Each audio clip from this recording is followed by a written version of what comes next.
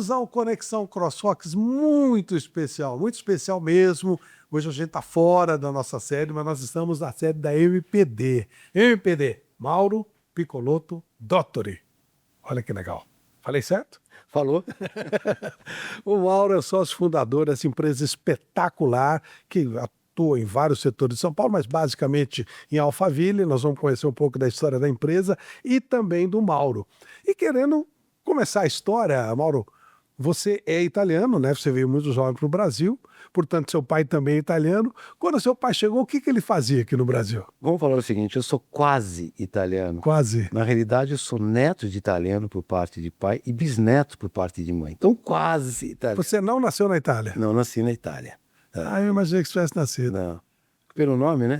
Por Tudo italiano, né? e o seu pai, sim, seu pai era italiano. Não. Também não. Na verdade, é meu avô. Meu avô por parte de pai, que é de Ancona, e por parte de mãe são de Treviso, né? Lá do Vêneto. Ah, que legal. E o que seu pai fazia? Meu pai era piloto. Meu pai era piloto comercial. Um dos pilotos mais jovens que teve numa empresa chamada Cruzeiro do Sul, que era uma empresa alemã chamada Condor Syndicate, que na Segunda Guerra teve que mudar o nome, virou Cruzeiro do Sul, depois a Varig comprou e hoje nenhuma mais. A gente lembra dos comerciais da Cruzeiro do Sul e da Varig, né? É. Cruzeiro, Varig. Varig, é isso mesmo. E daí, né? Mas a minha história começa por aí, né? Tá relembrando nisso, Fábio, como é que eu virei engenheiro, né? Então, para falar a história de como eu virei engenheiro, eu tenho que voltar um pouco lá para trás. Claro. Voltar um pouco dessa. Você não nasceu engenheiro. Não, sim.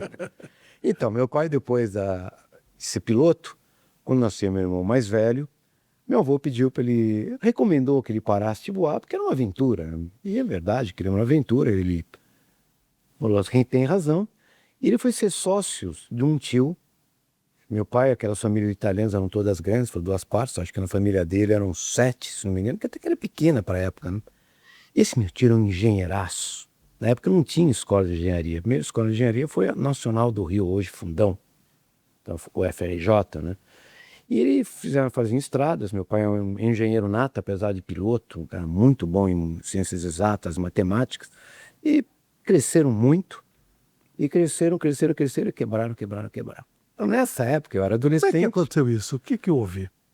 Olha, as histórias que eu ouço, que eu era naquela época, era infância para adolescência, né? É que houve principalmente um desarranjo societário entre meu pai e meu tio. Meu tio é um padrinho, aliás, os dois, meu tio e minha tia, são os irmãos deles, são sensacionais. E cada um foi para um lado, daí a empresa do meu tio começou a ter problemas de saúde, a empresa do meu tio começou a ficar ruim, meu pai foi socorrer, deixaram as duas ruins e acabaram ambos perdendo as empresas. E meu pai, por medo disso daí, ele já tinha naquela época uma casa em Ubatuba, com 65, não tinha nada lá em Ubatuba, mas tinha mar, né? Tinha nós, pernilongo, borrachudo, mar, sol, e a gente gostava muito de mar. E ele sugeriu que a gente fizesse marinha. Sugeriu a quem? A mim e meu irmão mais velho. Nós somos 3 irmãos. O outro irmão mais novo tinha 4 anos de diferença, era muito novo. Naquela época eu tinha 14, meu irmão mais velho tem quase 2 anos de diferença, 1 ano e 8 meses. Então eu tinha entre 15 e 16. E eu estava terminando o que se chama ensino fundamental, primeiro grau, né? Para mim era ginásio mesmo. Era ginásio. Primário, ginásio, colegial, científico. Científico, colegial científico, eu iria fazer na Marinha. E assim foi, nós prestamos concurso. Aliás, um concurso para mim, mal comparando, eu vou falar depois, foi pior do que entrar para a faculdade, era um concurso difícil mesmo, muito bom. Colégio Naval, em Angra dos Reis, que é onde começa a minha história aí como me conheço como gente, um colégio excepcional. E para mim, a Marinha foi uma das grandes diferenças da minha vida. Aquilo foi, sem dúvida alguma, uma grande base, uma grande formação. O Colégio Naval, naquela época, em 2 anos, preparava a gente para o que desse e viesse. Eu passei para a Escola Naval, já estava estava para fazer 18 anos, fiz 18 anos na Escola Naval. E eu falei, olha, não é isso que eu quero, que eu acho que eu posso sair, eu posso fazer mais fora daqui. Eu queria ser empresário. Apesar do meu pai estar quebrado, aquilo, na realidade, cada vez que eu passava uma dificuldade, aquilo despertava em mim uma vontade maior de falar, não, se eu vou conseguir, eu sou capaz e eu vou querer fazer isso daqui. E assim foi. Aí eu falei, olha, o meio militar eu adoro, aliás, tenho grandes amigos até hoje, a gente mantém um vínculo muito forte que a gente cria naquela escola. E eu falei, mas vou sair daqui, eu acho que o melhor é ser engenheiro mesmo, que eu gosto de matemática, quero ser empresário, é a carreira mais certa. E, quem eu falei, preparava muito bem a escola militar, te prepara muito bem. Eu vou escolher uma escola que eu quero. Era de São Paulo, eu tinha dado minha cota militar, não queria nem mais ITA, nem o IME, que eram as melhores escolas de engenharia. E as outras escolas eram no Rio de Janeiro ou São Paulo. Eu vim para São Paulo e falei, vou fazer Politécnica. Quero engenharia, vou fazer Politécnica. Isso foi. Entrei na Politécnica e, por coincidências da vida, né? Politécnica separava na engenharia, eu queria fazer civil. Também escolhi engenharia civil, foi por eliminação, viu? Mas meu pai é do ramo, talvez aqui tenha um pouco de mais chance, acabei usando muito poucas chances do meu pai. Mas é uma engenharia que é interessante, porque é uma engenharia que te prepara para você vir um grande gestor. O engenheiro civil, na realidade, ele mexe muito com capital intensivo, mexe muito com logística, ele mexe muito com gestão, mexe muito com tudo. Então, das engenharias, é uma engenharia que tem muita aptidão a fazer esse tipo de coisa. Uma gestão, administrador. Falei, tá bom, então o campo é grande, eu vou para aí mesmo. E separava por ordem alfabética, lá eu conhecia uma pessoa chamada Marcelo Takaoka, filho do doutor Yojiro Takaoka. Albuquerque Takaoka foi quem fez Alphaville. Entrei em 76, Alphaville de 73. Olha as coincidências. Ainda tinha o número USP, final do número USP, os dois terminavam em 1. A gente caía muito no mesmo grupo, separava o grupo, primeira letra. E nós ficamos grandes amigos. Ele junto conosco tem outro grande amigo, que é o Marcos Zelou. Marcos Zelou, que foi que eu brinco, esse foi o que ficou rico mesmo. Historinha bonita dele com o Takaoka, vou abreviar. A gente no quarto ano, o Takaoka, eu fiz faculdade com o MBA junto, viu? Poucos tiveram essa chance. Que a gente estudava muito na casa do Marcelo, na minha casa. Mas na casa do Marcelo, chegava às 7 horas da noite, o pai dele vinha, a gente jantava junto e o pai dele começava a dar aula de MBA pra gente. Começava a ensinar como eram os negócios, começava a ensinar o que era uma corporação, como é que se fazia a obra, como é que era o comportamento, como é que era o teu comportamento ético. Ele falava que a gente tinha que ter aula de corrupção 1, 2 e 3, porque você vai deparar com tudo isso. Olha, o que é... E era uma coisa espontânea. Espontâneo, ele era um professor nato. E fomos nós três, quem ficou rico foi o Marcos, que é dono da Piracanjuba, Bela Vista. Ele que foi o engenheiro que fez queijo, né? Uma vez ele chegou para o Takaoka, doutor Takaoka, a gente chamava ele, o pessoal chama Takaoka também, costumei chamar, mas doutor Takaoka, e falou que era uma besteira, que ele falou, doutor Takaoka, dinheiro para mim não é uma coisa que eu gosto muito, que eu lido muito com ele. Para quê? Para que ele falou isso? O doutor Takaoka era um cara que não sabia o que tinha no bolso. Era impressionante. Tirava um dinheiro, não sabia, ia distribuindo esse dinheiro, ele era muito generoso. Mas você tocava para ele na parte do negócios propriamente dito, você não pode falar isso, Marcos. Porque o dinheiro vai medir o que você é. Nunca despreze o dinheiro. Então até o Marcos carregou um pouquinho esse negócio, que o doutor Takaoka cobrava um pouco isso dele, e olha que ironia, eu ficou mais rico. Mas, voltando. Aí, essa aula de MBA, que eu falei várias aulas, era o que ensinava pra gente negócio. Chegou no 5º ano, ele colocou nós três numa série de estágios. Colocou na própria Albuquerque Takaoka para entender como funcionava uma empresa. A Albuquerque Takaoka era dono, foi aquela que fez a Alphaville. Depois eles se separaram, só abreviando, porque se conhece a Alphaville não se conhece mais o Albuquerque Takaoka. Que eles se separaram vários anos depois, acho que 85, 86, que a gente já estava formado, e o doutor Takaoka ficou com o nome Takaoka, e o doutor Renato pediu para usar o nome Alphaville. Então foi Alphaville Urbanismo, daí que nasceu. O doutor Takaoka continuou, o doutor Renato continuou fazendo empreendimentos de loteamento, parcelamento de solos pelo Brasil todo. O doutor Takaoka foi para outro ramo, mas isso já é outra história. Mas voltando ali, então nós tivemos uma aula de MBA muito interessante ali no começo, né? Então fomos aprender como funcionava uma empresa pública. Na época era o DOP, Departamento de Obras Públicas, do Estado de São Paulo, que fazia as obras públicas, licitava escola, licitava mais não infraestrutura, mais edificações.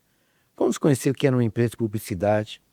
Nós fomos conhecer como funcionava um banco. Ele pôs a gente, na época era o Banco Real, pôs a gente nos créditos do Banco Real.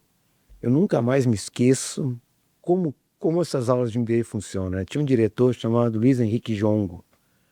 E nós tivemos muita aula com um gerente dele, que era um cara fantástico, não me lembro o nome dele, mas ensinou muita gente o que era o mercado financeiro, como funcionava naquela época, era o sistema brasileiro de poupança e empréstimo, que existe até hoje, mas a época da caderneta de poupança, aquilo quebrou. Justamente o Dr. Jongo deu uma aula para a gente de como funciona isso tudo, como é que é o Brasil. Que coisa maravilhosa.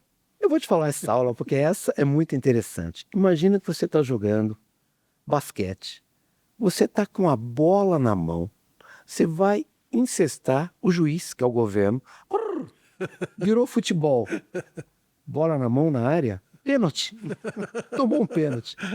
Isso ele estava falando para explicar alguns sucessos e insucessos de algumas empresas da época, como mudam as regras no Brasil e como você tem que saber conviver com isso. Ele estava explicando por que quebrou Alfredo Matias. Para quem não sabe, Alfredo Matias foi quem fez o Shopping Guatemi. Fez um conjunto chamado Portal do Morumbi. Ele era muito concorrente da Albuquerque da Caoca. Na época, a Albuquerque da Caoca fazia prédios em São Paulo, uma das maiores incorporadoras de prédios em São Paulo. Ela veio da obra pública, foi para a incorporação, depois veio para fazer loteamento para o Alphaville. E nós tivemos a chance de aproveitar tudo isso. Como é que ele quebrou? Fez tanta coisa grande, como é que foi que Quem? quebrou? O concorrente do Takaoka. Por causa disso. Porque ele estava fazendo... Bom, essa história, talvez eu tenha algumas imprecisões para contar, que essa história me foi contada, né? Mas o Albuquerque da Caoca passou um grande sufoco, admitido pelo Dr. Renato, quando eles fizeram um conjunto chamado Ilhas do Sul. Foi o último grande conjunto, a última grande corporação que ele fez. É um conjunto ali perto ali mesmo como é que é o nome ali? Não é na Morumbi ali, do outro lado da cidade universitária, onde tem Alto de Pinheiros, tem um bairrozinho O ali. Tantã? Não é Butantã. Vamos falar Alto de Pinheiros, não é exatamente. Mas tinha um quarteirão ali, que na lei de zonamento local podia edificar, podia fazer prédio. Eles compraram e fizeram o conjunto Ilhas do Sul, que foi meio revolucionário. Eram 480 apartamentos, 4 prédios, né, que eles fizeram em um ano. Um baita, porque naquela época você tinha inflação, a inflação não era... Depois no Sarney chegou a 80% ao mês. Naquela época era 30, 40 ao ano. Se você não andasse rápido, a correção era trimestral.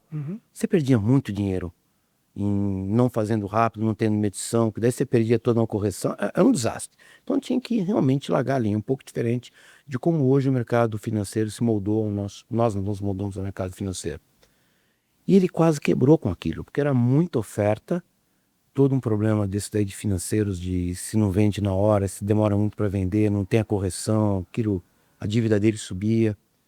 E o Alfredo Matias, logo depois, ele caiu fora desse conjunto, se saiu bem, veio fazer Alphaville, e aí foi impressionante o pulo que deu a construtora Albuquerque da Caoca com a Alphaville. Estou falando como empresa, financeiramente, como tudo. E o Alfredo Matias continuou a edificação. No meio do caminho, tá? Primeiro, o sistema financeiro começou a quebrar. Essa inflação começou a quebrar tudo. E aí podia financiar imóvel usado. O Portal do Morumbi era um conjunto maior ainda que o Ilha do Sul. Ilha do Sul era mais Alto Pinheiros, ali era final do Morumbi, era mais difícil até a localização.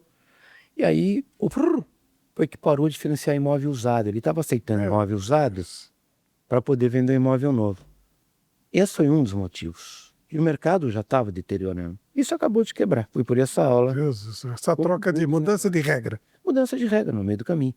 Mudança de regra porque o Brasil estava quebrando, como aliás teve vários aí, né? Sim. Mas esse é o começo da minha história. Eu vim parar aqui em Alphaville. O Takaoka veio e aí você foi atraído para cá também.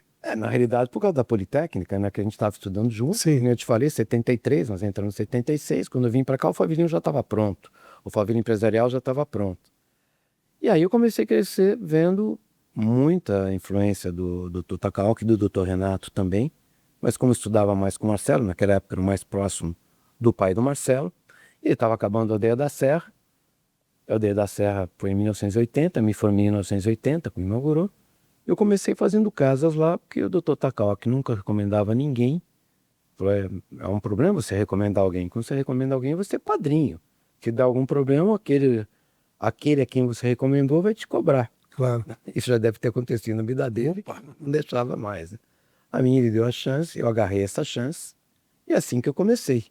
Então, minha história bate um pouquinho com o começo aqui de Alphaville, né? Você fazia o que exatamente? As casas lá em... Comecei fazendo casa em Aldeia da Serra. Aldeia da Serra. Foi assim que eu comecei. As primeiras casas em Aldeia da Serra foi eu que fiz. Mas trabalhou bastante em Alphaville antes de ir para a aldeia, né?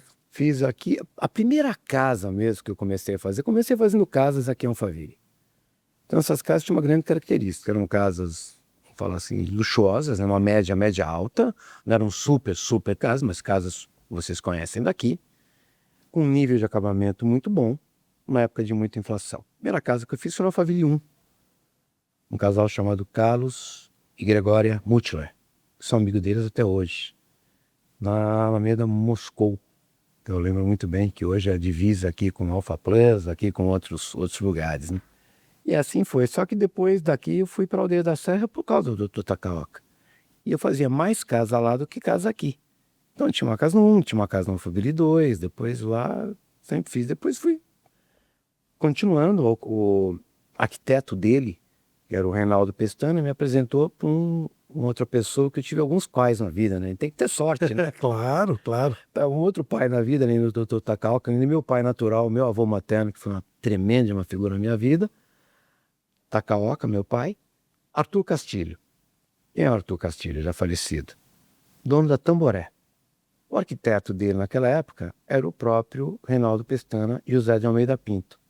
Esses dois foi quem fizeram os projetos todos da Takaoka e Alphaville. Vieram dos prédios, foram para o parcelamento sócio, para o loteamento, e fizeram esse mundo que você conhece. Todos os Alphavilles daqui, eu acho que até o Alphaville, que seria o Alfacítio, que seria o Alphaville, acho que o 7, o 8, depois, até isso foram eles que fizeram. Depois entraram alguns outros aí. E ele começou a fazer também, enquanto o Takaoka e o Albuquerque deixaram, ele fez os loteamentos da Tamboré. Depois chegou um ponto que virou concorrente, falou, não, peraí, escolhe. Um trabalha para um, trabalha para outro. Mas nesse ínterim, o Reinaldo Pestana, que era um dos arquitetos, me apresentou para o Arthur Castilho. Fazia a casa dele. Eu tinha recém-formado, me formei com 23 anos, com 24 fui fazer a casa dele. Ele me deu um desafio, ele gostava muito de viajar. Falou, vou viajar quando eu quiser, quando eu voltar, 2 meses, essa casa tem que estar pronta. Pronta não, mas a estrutura a gente faz. Voltou, eu fiz a estrutura, que era uma velocidade muito grande. Fazer uma casa de alto luxo, a casa dele era grande, que era aqui no Tamboré, do outro lado da Castelo Branco, e eu fiz. Ele falou, esse garoto, esse moleque é bom, ele chamava de moleque. Moleque, vem cá, agora vamos fazer mais coisas. E eu fiquei muito amigo dele. E esse foi um outro MBA que eu tive na minha vida. Também de negócios, e eu chamava que ele era um gênio em arquitetura humana, em RH. Ele sabia reconhecer as pessoas. E lá você, para ser empresário, uma das grandes coisas que você tem que saber é reconhecer quem é bom para pôr do seu lado. Empresa é gente, negócio é gente. Saiba escolher certo. O Arthur me ensinou. E me dava aula, e me provocava. E nessa época eu fiquei um pouco mais afastado do doutor Takaoka, fiquei muito próximo da Tamboré. Eu fiz a casa dele, fiz a portaria e me formei em 80. Nós temos uma capa, minha turma da Folitec tem uma capa não, tem uma vejinha, uma reportagem principal na revista Veja da época, 12 anos depois, 92, a geração da década perdida. Como é que a gente era passado? 92, que nós passamos. Deixa eu ver, começou com o plano Sarney, depois teve o plano Cruzado, depois teve plano Collor, que aquilo foi uma desgraça, até que o plano real, que foi em 94, estabilizou. 92 foi uma década perdida, que foi falado. Escolheram a engenharia civil, né, que o Brasil era grandes obras na época do militar, né, Itaipu, todas imigrantes, todas as obras de infraestrutura brasileira foram feitas naquela época. Depois acabou tudo, então a engenharia civil foi o símbolo, a gente foi o símbolo da geração da década perdida. Que tinha que se virar, né? Fazer as coisas acontecerem. Mas eu vou te falar, você aprende pra caramba, né? Que depois você sai com 50 reais no bolso, você lembra? Pô, nessa época... Somos todos iguais nessa noite. Todos iguais. Deus me livre, a gente não sabia como é que eu vou pagar meu pessoal, né? Mas teve muita escola aí. E o doutor Arthur detestava, esse eu tinha que chamar de Arthur mesmo. O Arthur me deu a chance, acreditou em mim. Eu comecei lá pelas tantas, ele foi fazer justamente no plano Collor. A gente falou, o que eu vou fazer da vida? Eu estava com um prédio, comecei a incorporar lá em São Paulo. Quando nós pegamos, arrecadamos dinheiro para fazer estrutura, eu estava com dinheiro no caixa, veio o plano Collor. Eu falei, os caras param tudo, falaram, fica tranquilo. Eu falei com um grupo de sócios, que nós vamos fazer. Eu carregava jirica, sabe o que é jirica? Jirica é aquele carrinho grande de concreto, tá, que você despeja o concreto lá e vai carregando. Fui carregar jirica também. Eu falei, não tinha monte de obra, vamos embora, não tinha dinheiro para pagar nada. Vamos embora, vamos tocar. Nós fizemos, eu tinha um grupinho lá, que era sempre tive pessoas muito boas do meu lado. O Milton, acho que já estava comigo nessa época. Não, o Milton entrou, já estava. Já estava com a gente fazendo Leandro do Pré, ele entrou em 86, esse prédio foi em 87, eu comprei em 89, e começou essa estrutura, pegou justamente nessa época, em 90, que foi esse plano aí, foi um desastre. E nessa época, o Arthur estava fazendo shopping, e ele teve uma grande chance, que ele tinha uma grande parte do dinheiro dele na poupança, e isso deu para mexer. A poupança foi mexida também, mais ou menos, conseguiram mexer com a história toda. Eu sei que ele ficou líquido na história toda, então ele conseguiu fazer o shopping Tamboré. E por um destino lá do acaso, estava do lado dele, o gestor dele falou: Mauro, não sabe fazer sobra, não. Houve uma série de coincidências lá, o Arthur chegou, vai o Mauro fazer sobra, é nele que eu confio. E nós fizemos essa obra. O shopping. O Shopping Tamboré. Que maravilha. O Shopping Tamboré foi a primeira grande obra que eu fiz. Depois fiz a primeira e a segunda ampliação. Depois ele foi vendido, aí eu já não fiquei mais com o grupo, né? Com outras construtoras. Mas abriu um caminho. Tem umas coisas que eu falei, né? O empresário precisa ter sorte, né? Precisa ter peito, precisa ter um pouquinho do rabo também, porque ou você tem a sorte, você vai aguentar, as pancadas você toma, né? Ou precisa ter Mauro, tudo isso e deu sorte, né? Você fazia casas e de repente tem esse pulo para o shopping. E aí você não voltou mais, né? Porque você começou a fazer só obras de grande porte. Mais ou menos, que antes de fazer as casas, nós começamos a fazer pequenos galpões aqui. Eu comecei a fazer esse prédio que eu te falei, que é lá em São Paulo, lá na Vila Clementino, perto de um colégio, o Colégio Objetivo, que tem ali no Doutor Bacelar, naquela região. Então já tinha obras, mas vamos falar assim, já era um pobre de porte pequeno para médio. Quando terminou o shopping, eu fui engenheiro do shopping. O Arthur falou: eu faço desde que você seja o engenheiro do shopping. Eu fiz engenheiro, esqueci minha empresa, porque eu tinha que tocar uma obra só, acabou, eu tinha que fazer da vida. Falei, amor. Mas já tinha o Milton, ele falou: Mauro, vamos dar um jeito nisso, né? Que é meu sócio. Mas foi duro aquela época, viu? Ela me permitiu passar um plano Collor, que foi um desastre, foi uma violência, que eu acho que hoje não teria mais condições de fazer aquilo. Mas teve essa chance e depois, quando terminou, falou: vamos nos reinventar. E olha, precisa ter foco. Você, quando tem vontade e tem foco, as coisas vão acontecer para você. Naquela época o Brasil parou, mas deu uma parada forte. Depois foi engrenando de novo, não deu certo com nenhum desses planos, nunca vai dar, né? E por acontecendo, daí nós tivemos a chance aí sim de começar a fazer prédios já, não mais casas, porque você tem razão, a casa, quem faz casa, o Dr. Takaoka me ensinou, faz prédio, mas quem faz prédio não faz casa. E Flávio, para você fazer a casa, você tem que ser aquele comercial, que você tem que contratar a sua obra, você tem que ser orçamentista, você tem que ser um engenheiro para construir a obra, você tem que ser os suprimentos, você tem que fazer o RH, que você vai contratar um monte de empreiteiro. Você tem que ser um microempresário completo, você tem que conhecer todos os ramos. Quando você está fazendo um prédio, e você às vezes é empregado em um prédio, você faz só uma parte. Você tem alguém fazendo teu suprimento, você tem alguém fazendo teu RH. Lá não, lá você fazia na casa, fazia tudo. Então você aprende. Com essa bagagem, tá, é mais fácil, apesar de começar mais devagar, daí é mais fácil você dar os pulos. Você já tem uma noção global de como é ser empresário. A engenharia é só uma pequena parte disso daí. Aliás, foi o grande medo que o Takaoka me pôs. Você quer ser empresário? Aula de MBA. Falei, quero. Então você está preparado para não dormir? Você está preparado para não tirar férias? Você está preparado para ficar sem dinheiro um bom tempo? Falei, tô. Que é isso que é ser empresário. Você não dorme, você corre riscos absurdos. Tá? Tem horas que você acha que o mundo vai acabar para você, às vezes vai acabar mesmo, no dia seguinte você acorda... Sim. E assim vai. Então nós passamos por todas essas fases. E depois desses ensinamentos, a gente começou a ficar apto. Daí surgiram oportunidades através do... Aliás, a primeira oportunidade de fazer obras de prédios maiores surgiu com o sobrinho e o filho do Dr. Renato, que eles tinham uma construtora aqui chamada Alfacom, Albuquerque Fábio Construções, que não era do Fernando, que era o primo do Fábio. Tá. Essa história foi que nós, quando nos formamos, eu e o Marcelo me convidou para ser sócio dele no escritório. Eu falei, mas eu não tenho dinheiro. Eu falei, não tem problema, eu banco. Ele nunca precisou bancar, mas eu sou muito grato a ele, ao pai dele, de ter me dado a chance. Eu consegui pagar, com as obras que eu tinha, pouco eu consegui pagar de uma estrutura de um escritório. Isso é importante. É importante, te tira de casa, te põe no ambiente, te faz trabalhar mais, tem conta para pagar, né?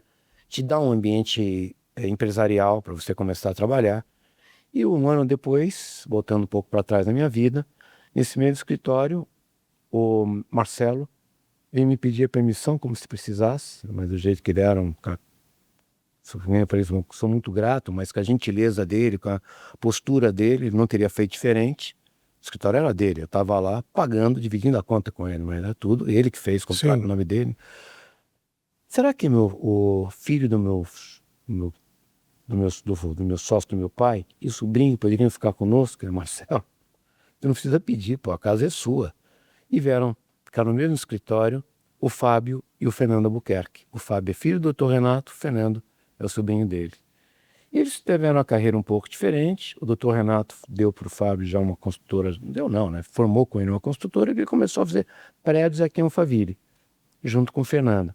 Depois se evoluiu, eles fizeram uma outra construtora chamada FAL 2, Fernando e Fábio Albuquerque, por isso 2, né?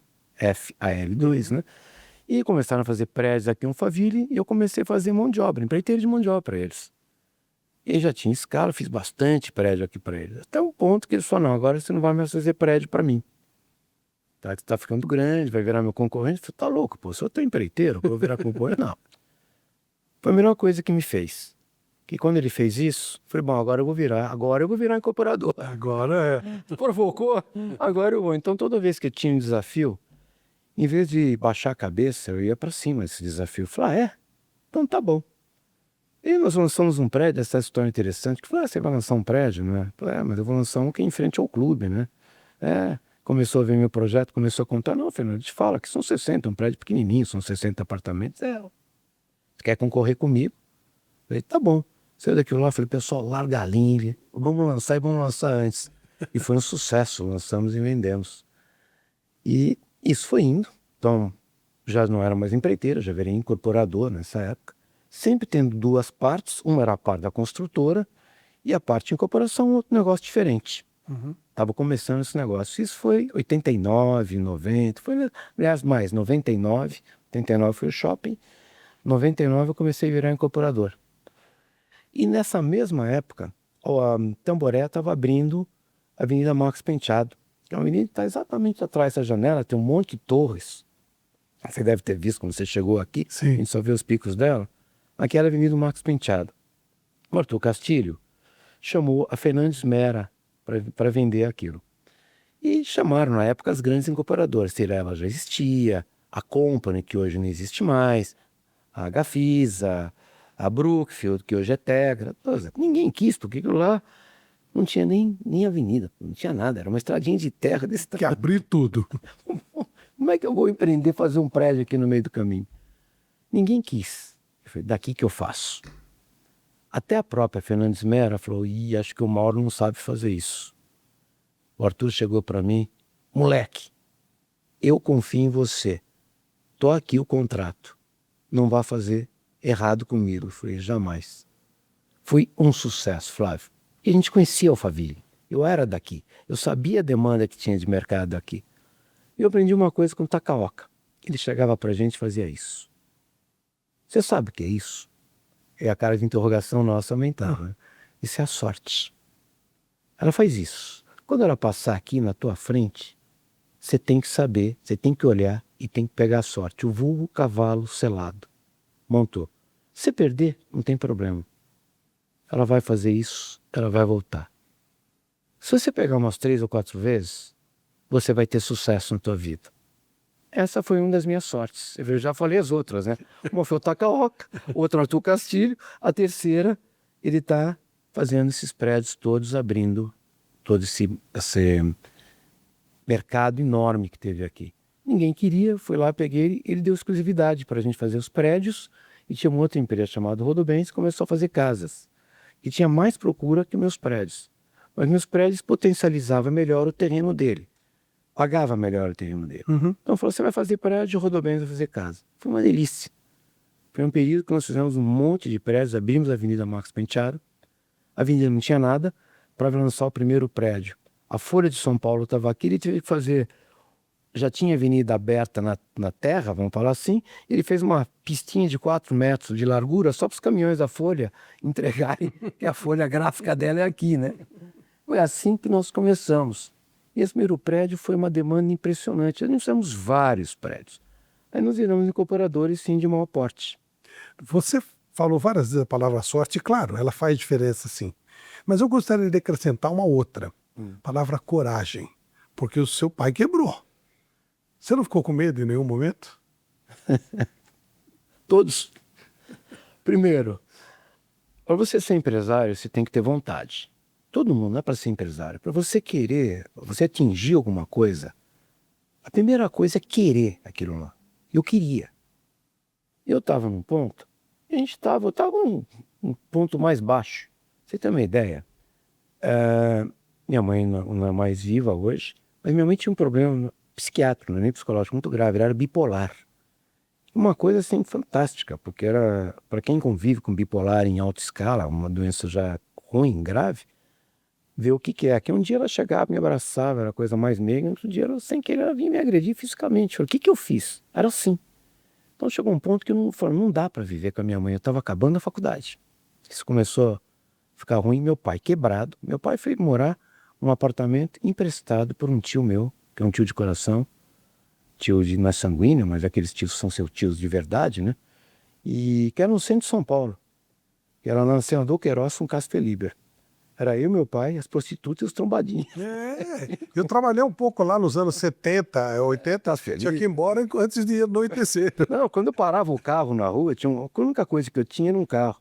Não sobrava farol nenhum, roubava um poder penar, às vezes chegava tarde. Né? Eu não podia dormir 7 anos. Tá, que não era nem kitnet, tinha uma sala, um quarto e um hallzinho de entrada, não tinha cozinha. Eu ficava dormindo numa sala, no sofá da sala, meu pai dormia no quarto. Fiquei 7 anos assim, quando eu comecei. 7 anos? 7 anos, não tinha nada, não tinha dinheiro para nada. Então foi assim, o pessoal hoje é o Mauro, tá bem sucedido, vai ver lá atrás como é que foi. Vai ver o começo, o que era aquilo lá, onde é que eu morei, o que foi. Eu não tinha dinheiro para não podia tirar férias, não tinha dinheiro e tinha que trabalhar. Eu vou te falar, isso olho para trás, isso só dá força, eu só tenho... claro, quem tem orgulho um pouco do que a gente faz, eu tenho uma grande alegria de poder ter tido essa oportunidade. No fundo eu tinha muitos padrinhos, como eu falei, além do meu pai que sempre me deu muita força, meu avô, que eu falei que bancou, mas quando meu pai quebrou, aguentou todo o meu estudo, embora a faculdade era de graça, mas o custo de fazer uma faculdade não é a faculdade em si. É livro, é carro, é um monte de coisa, você tem toda uma vida, né? E meu avô materno cortou tudo isso. E essa oportunidade que eu tive de fazer esse tipo de coisa é que te dá, queria. Então, se você tive medo, muito. Medo de pegar uma obra, de não conseguir fazer a obra, é um maior medo. Não é um medo naquela época, então um dia de concretagem, falhar a concretagem, ter um grande problema. Todos os dias você tem medo. Mas eu queria fazer. Então, aquilo que eu te falei, para conseguir alguma coisa, você tem que querer. Eu queria muito. E aí você foca naquilo. Então nem namorar eu namorava. Eu não podia namorar. Não dava tempo. Olha, primeiro eu era muito cansado, eu não tinha onde levar, não tinha dinheiro para sair, não tinha nada.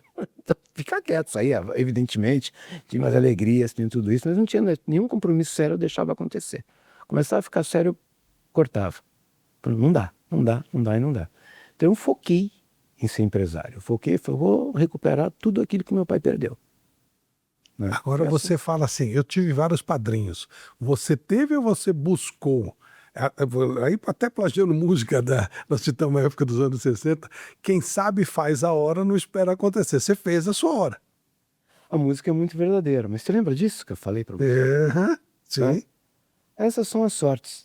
Eu não sei como isso aconteceu, Flávio. Eu não sei se eu tinha tanto desejo, isso transparecia. Obviamente também tinha um pouquinho de habilidade, capacidade, né? Que é sem óbvio, né? Senão você também... Sem dúvida. Tem que se unir. Mas Sebastião Camargo não era engenheiro e fez a Camargo Correia.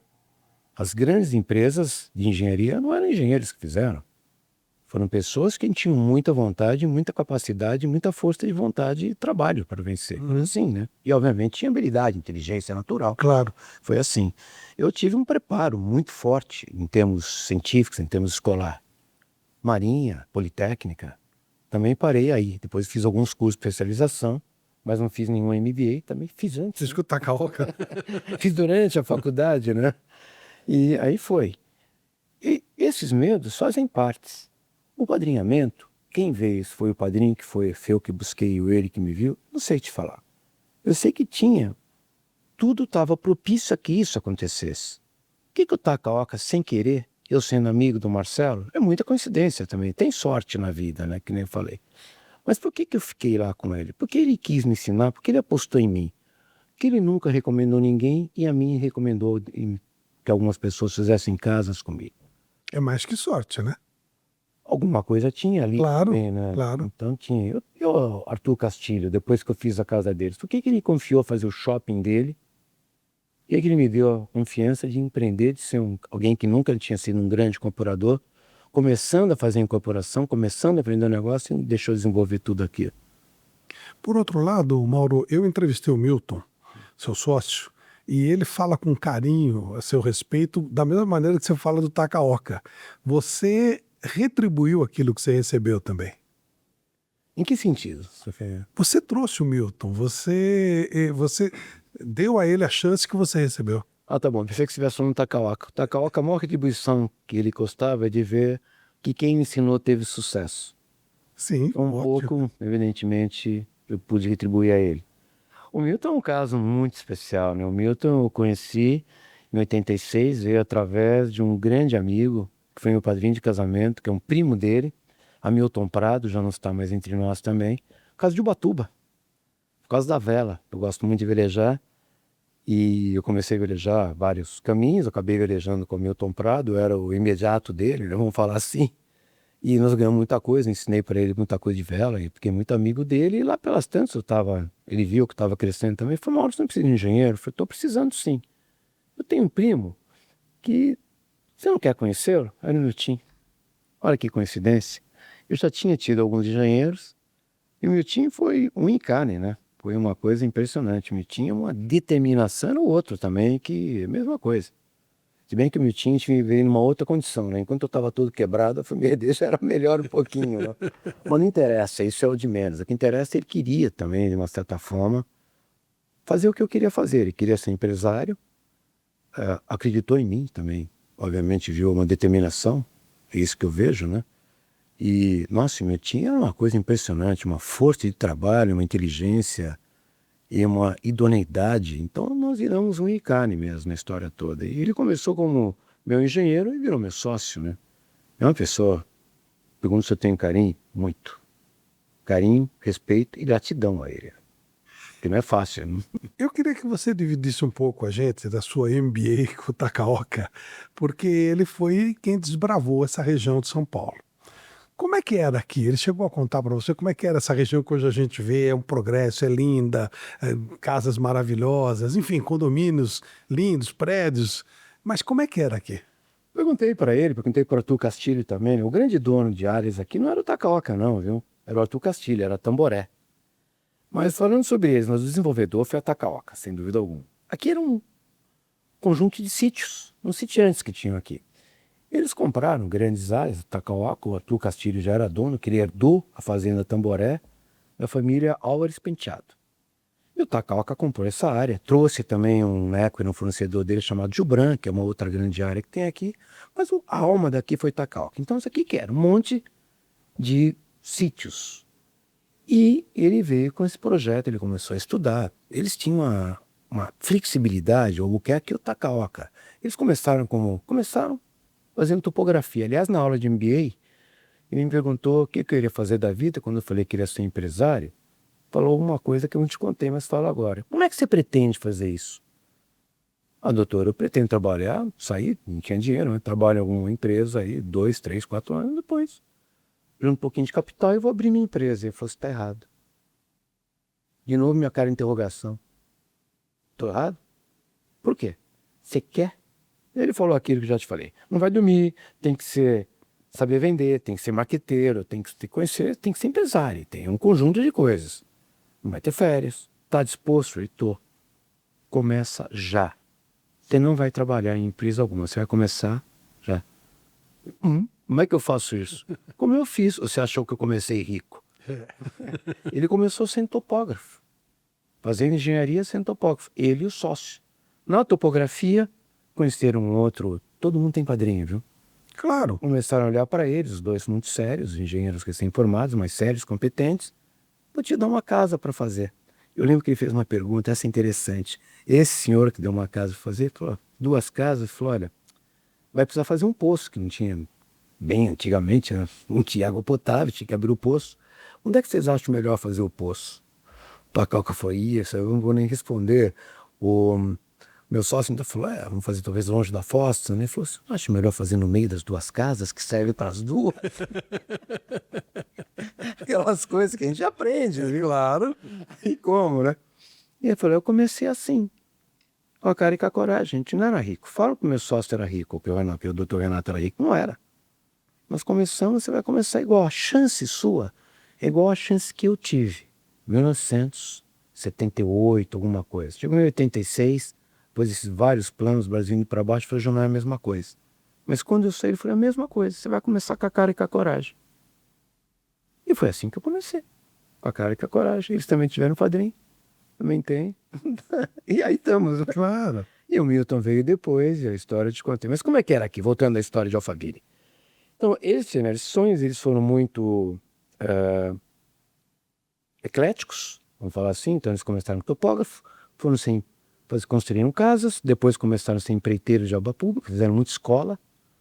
E empreiteiros de obra pública, eles vieram para pontes, também obras públicas, eram os maiores construtores de ponte. A ponte de Barra Bonita era a maior ponte que tinha, Nossa. enorme. A ponte, E é enorme mesmo. a ponte dos Remédios, ela quase caiu por causa de falta de manutenção da ponte, mas 50 anos depois que fizeram a ponte, por isso que fizeram. Passaram para prédios, viraram incorporadores, quase quebraram com os prédios, Ilha do Sul, que eu já contei a história. Depois vieram, falaram, vamos começar, estudou outro negócio, parcelamento, loteamento, empresarial. Compraram essas áreas, fizeram um baita de um projeto lindo, começaram a atrair empresas. Uma das primeiras empresas que veio para cá foi a HP, Hewlett Packard. E a Hewlett Packard olhou aquilo e falou, eu compro, mas vocês vão ter que desenvolver o loteamento residencial, porque senão não tem de pôr meu diretor, meus gerentes. E naquela época eles já também tinham isso nos Estados Unidos. Vá conhecer o Dr. Albuquerque, Renato Albuquerque, vai conhecer Reston, se não me engano, que é Washington. A gente tem um loteamento lá que você vai ver mais ou menos o modelo, que é um modelo empresarial, acoplado com o residencial. Aí nasceu o Alphaville 1. Como ganhar dinheiro com o Alphaville 1? Descobri que tem muito mais liquidez o residencial que o empresarial. Falou, bom, aí começou a ter um certo sucesso, mas não era tão fácil vender. Claro. E aqui não tinha nada, né? Aqui tinha Avenida Rio Negro, Alphaville 1, grama, e tinha um pouquinho de imobiliário, né? Que o lote vendia, né? E começaram a aparecer engenheiros, precisava construir casa, isso, aquilo. Mas é interessante, Flávio, porque não tinha nada, aqui não tinha padaria, não tinha distribuidor, não tinha supermercado, nada. Estava começando a Alphaville e as casas começando a erguer. Então, muito bem, o doutor Takaoka mandava trazer leite para entregar na casa. Tinha umas 40 casas aqui, a Alphaville 1 tem 800 lotes, 800 não, 1.200. 800, 900 tem a Alphaville 2. Só tinha um. Como é que vai fazer? Como é que você vai fixar esse pessoal aqui? Tinha que trazer escola. Então, ele tinha que atrair escola para cá. E tinha que fazer, como é que você atrai gente? Então começou, era um loteamento com um projeto fantástico. E o Albuquerque Takaoka primava por bons projetos, por qualidade de projeto. Coisa que eu sempre tive na minha vida. Eu já tinha isso, com eles eu incorporei mais ainda. Perfeito. Imagem, qualidade, tinha tudo aqui, mas faltava atrair gente. Faziam de tudo. Lembro que na época, era a época das discotecas, hipopótamos, Tamatete, para quem lembra dessa época, né? Isso era... A gente estava na Poli, então isso era 76, 77, 78, foi essa época das grandes discotecas em São Paulo, quando começaram a nascer. Ele fez uma discoteca aqui no Alphaville Tênis Clube, fez a Moleca. Aquilo atraiu gente até não dar mais, pôs Alphaville no circuito. Night Show junto com o Night, veio o resto. Né? Já tinha Castelo Branco ou não? Tinha Castelo. Isso foi viabilizado Castelo em 64. Né? Castelo é da época do Brasil Grande. Uhum. Então tinha sim a Castelo, mas era mato. Vou falar assim, não tinha nada aqui, né? Não tinha lugar para comer. Eu falava, tinha aqui um posto, que é o posto aqui, né, existe até hoje, esse posto que é bandeira hoje é Petrobras ainda, Alameda e Rio Negro com Alameda Madeira, são duas avenidas importantes aqui. Rio Negro é mais importante, é da entrada aqui, né? Madeira é uma das grandes importantes. Tinha um posto ali, um tempo depois, onde era um stand de venda. Não é nem Itacal, foi Itacal a primeira vez, não era. Era de um outro empreendedor chamado Trindade. Era um terreno aqui na Rio Negro, onde hoje existe a Laville. Eles compraram, aproveitaram uma parede, fizeram uma baita padaria ali com a parede, sem demolir a parede. Doutor Seu Manuel, Seu Albino, falecidos, grandes figuras aqui da história de Alphaville também. Aí começou a aparecer um lugar para você poder ter uma refeição. Porque só tinha lá e o clube, eles abriram um clube para você fazer também os seus almoços. Então o Alphaville começou assim. Mas começou a ter sucesso. Aí quando abriu o Alphaville 3 e 4 aqui, eu falei, você tinha que ter senha, pagava o cara para um banquinho para ficar mais de 24 horas lá na fila, que abria, não era venda. Né? Impressionante. Uma coisa impressionante. O sucesso que aqui teve. O 1 vendeu bem, o 2 demorou um pouquinho, o 3 e o 4, o 5 e o 6 era assim, a Bia...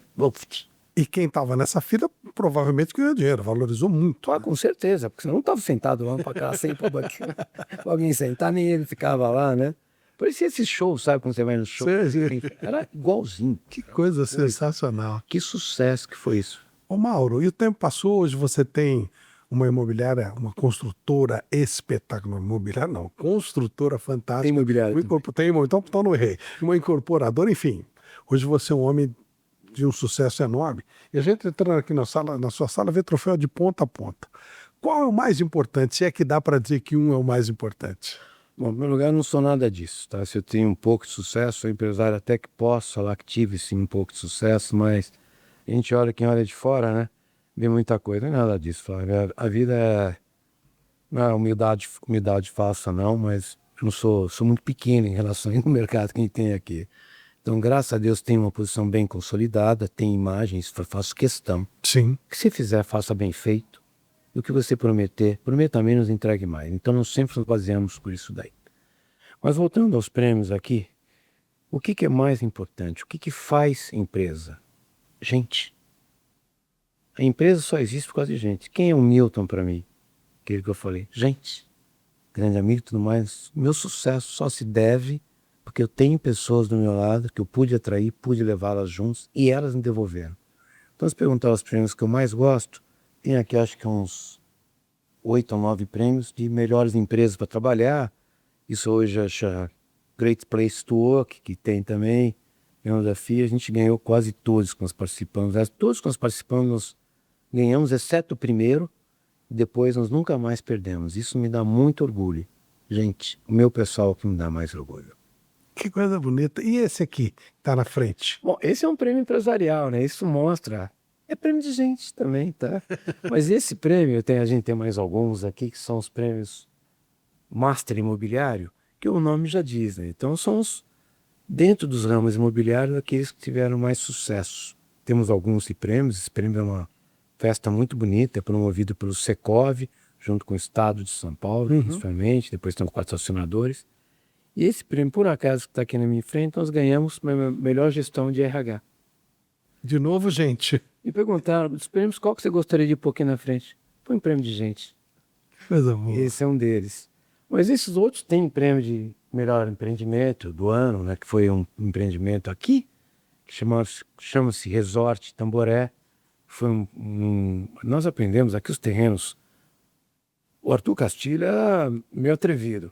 Ele abriu uma estrada aqui com o EIA-RIMA incompleto. E o Ministério Público deu um couro nele e fez ele fazer um TAC. E um dos TACs que ele teve que fazer é que os lotes tinham que ser maior que 20 mil metros quadrados. Por quê? Porque assim ele ia passar por um órgão do Estado chamado GRAPROAB. O que faz o GRAPROAB? Ele tem um monte de órgãos para aprovar o teu projeto, que é uma grande coisa, graças a Deus fizeram isso. Que ele tem um prazo para aprovar, então para a gente ficou muito mais fácil, tem que passar. Ultimamente tem que passar obrigatoriamente por ele. Passa pela CETESB, passa pela Secretaria de Habitação, passa por concessionárias, etc, etc, etc. E esses lotes, mais de 20 mil metros quadrados, obrigatoriamente passam no GRAPROAB. Menos que isso você não precisa. E lá tinha que passar. E aqui, como eu falei, graças a Deus. Mas os lotes, por serem grandes, te obrigavam a fazer projetos grandes. Nós aprendemos a fazer projetos grandes. Com 5 prédios, 10 prédios, 300 apartamentos, 400 apartamentos. Um deles ganhou esse prêmio. Que maravilha. Muito bom. Mauro, há um problema muito sério de te entrevistar. Por quê? Porque tem tanta história boa que é difícil de parar. Mas tem que falar. Eu quero te agradecer demais por abrir a porta da sua empresa para gente, por abrir a sua agenda, que é bem complicada, né?